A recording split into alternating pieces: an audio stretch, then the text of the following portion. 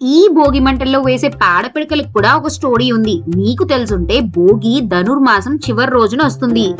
And ఈ ధనుర్మాసంలో మన టౌన్స్ లో అంతంత మాత్రమే కానీ పల్లెటూరుల్లో ఈ నెలంతా రంగోలీ కాంపిటీషనే జరుగుతుంది. తెల్లవారకు ముందే ఇంటి ముందు పెద్ద ముగ్గులు ప్రత్యక్షమైపోతాయి. అండ్ ఈ ధనుర్మాసంలో స్పెషల్ గీతల ముగ్గులు.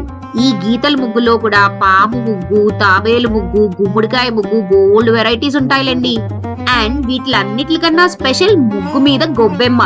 గొబ్బెమ్మ అంటే ముగ్గుల మధ్యన ఆవు పేడతో చేసి పసుపు, పూలు, కుంకుమతో అలంకరించే లక్ష్మీదేవి స్వరూపం అంటారు.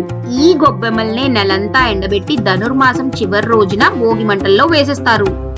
నంబర్ 4, అగ్నిని దైవంగా భావిస్తాం కాబట్టి భోగి మంటలకు పాత బాధలు, నెగిటివ్ ఆలోచనలు వదిలేయాలని, కొత్త ఆశలు, మంచి సంకల్పాలు చేయాలని నమస్కారం చేసి ప్రార్థించాలి.